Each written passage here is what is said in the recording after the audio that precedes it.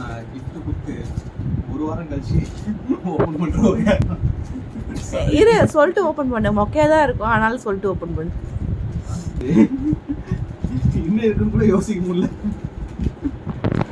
இப்போ நான் எதுவும் கேட்க கூட இல்லையே பே ரீசெண்ட் டைம்ஸில் ஆர்வத்தை வந்து கட்டுப்படுத்த முடியல. அவ்வளோ ஆனது ஹெட்ஃபோனா அது நீ தான் எனக்கு வாங்கி தரணும்னு சொல்லிட்டேன். அது நீ வாங்கி தராம நான் வாங்க மாட்டேன். வருஷமும் வாங்கி தரேன்னு சொல்லி ஏமாத்திட்டு இருக்கல.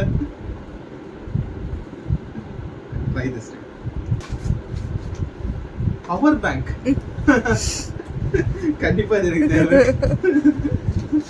ஆனா இதெல்லாம் எங்க இருந்து யோசிக்கிறேன். இனிமேல் மொபைல் சுவிட்ச் ஆஃப் ஆயிடுச்சு சொல்ல முடியாதுல்ல.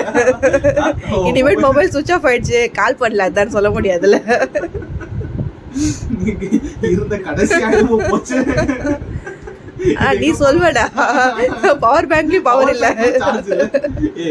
ஹெட்போனே தெரியும்ல, ஹெட்போன்ல சார்ஜ் போ. சத்தியமா நான் இந்த கிஃப்ட் எதிர்பார்க்கிறேன். இது யோசிக்கிறேன்.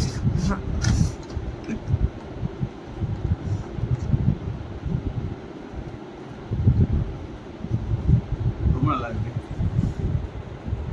கலர் வந்து ரொம்ப சூப்பரா இருக்கு. என்ன இதுக்கப்புறம் கதை சொல்ல முடியாது. எடுக்கல, சாரி, சார்ஜ் போடல, காலைல மறந்துட்டேன். சரி, ஆனா உனக்கு ஒரு டாஸ்க் தெரியுமா, நைட்டு தூங்கத்துக்கு முன்னாடி மறக்காம இந்த போட்டு சார்ஜ் போட்டு வச்சிருக்கேன் பவர் பேங்க். தேங்க்யூ பே.